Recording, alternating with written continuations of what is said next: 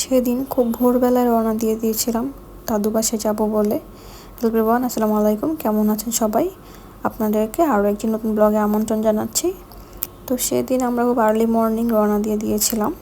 এই তো তারপরে পৌঁছে গেলাম। তো এখানে লাঞ্চের সময় হয়ে গিয়েছে।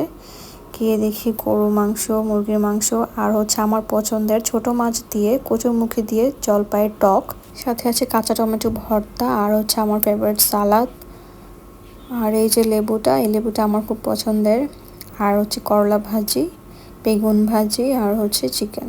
তো এই সব কিছুই আমার পছন্দের খাবার করেছে। এরপরে খেয়ে দিয়ে একটা ঘুম দিয়ে উঠলাম। উঠেই দেখি আবার চিকেন বড়া বানিয়ে রেখেছে বিকালে নাস্তার জন্য। তো নাস্তা করে আমার কাজিনরা বললো কি যে চলো তোমাকে ঘুরতে নিয়ে যাই, কারণ হচ্ছে বিকালবেলা ঘুরে বেড়ালে খুবই ভালো লাগে। তো তাদের কথা মতো চলে গেলাম। এখানে একটা সুন্দর জায়গা আছে, একটা মেলার মতো হয়।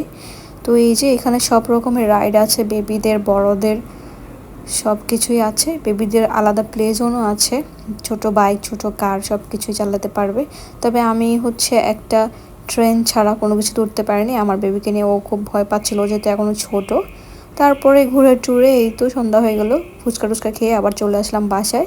বাসায় এসে দেখি আবার রান্না টান্না করতেছে। তারপরে হঠাৎ করেই রাতের বেলায় এরকম ঝুম বৃষ্টি শুরু হয়ে গেল এবং সাথে শিলার বৃষ্টিও হলো।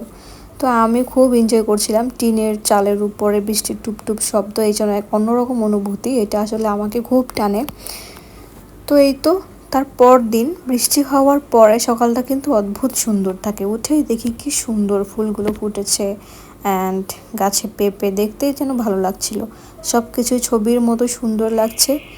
তো তো আমি খুব বেশি এনজয় করছিলাম। আমাকে সবসময় গ্রামীণ পরিবেশ, গ্রামের এই যে প্রকৃতি, এগুলো আমাকে টানে।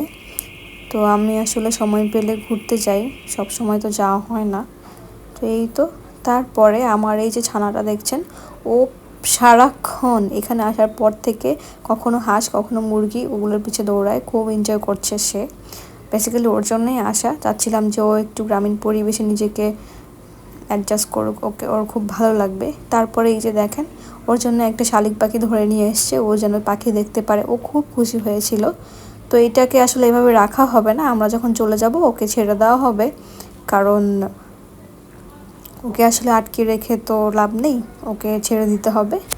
তো এরপর দুপুর হয়ে গেল, এখানে আবার আমার পছন্দের হাতে মাখা গরু মাংস রান্না হবে মাটির চুলায়। আমার সবসময় গরুর মাংস পছন্দ, আর এটা যদি হয় মাটির চুলায় এবং হাতে বাটা মশলা দিয়ে, তাহলে তার কোনো কথাই নেই, এটার উপরে আর কোনো টেস্ট হয় না। তো সব কিছু মশলা দিয়ে এটাকে ভালোভাবে ম্যারিনেট করতে দেওয়া হবে 1 ঘন্টা। 1 ঘন্টা পরে আবার রান্নায় চলে গেল। খুব ভালোভাবে কষিয়ে পরিমাণ মতো ঝোল দিয়ে রান্না করা হবে গরু মাংস। এটা কিন্তু খুব বেশি মজা হয়েছিল। তো গরু মাংস হতে হতে এখানে সালাদ কাটা হচ্ছে, গরু মাংসের সাথে কিন্তু সালাদ বেশ জমে। তো এখানে তাজা তাজা টমেটো, শসা দিয়ে সালাদ মেক করা হচ্ছে, আর এখানে গরু মাংসটা কিন্তু রান্না করা হয়ে গিয়েছে। তারপরে দুপুরবেলা খাওয়া দাওয়া করে বিকালবেলা আবার বাসার সামনে একটু ঘুরতে গেলাম। এই যে পুকুর পাড়ে দেখেন, পুকুরের মধ্যে শাপলা ফুটেছে, দেখতে কিন্তু খুব চমৎকার লাগছে। এটাতে আসলে মাছ মেবি আছে, তবে শাপলাও ফুটেছে, খুব সুন্দর, তাই না? তো আমার আসলে গ্রামীণ লাইফ যে কদিন আছি, 10-12 দিন খুবই ভালো কাটছে, আলহামদুলিল্লাহ আলহামদুলিল্লাহ। এর থেকে বেশি আর কিছু যাওয়ার নেই। ঢাকায় গেলে খুবই মিস করব। দেখা হবে পরবর্তী কোনো ভিডিও নিয়ে, সে পর্যন্ত ভালো থাকবেন। আল্লাহ।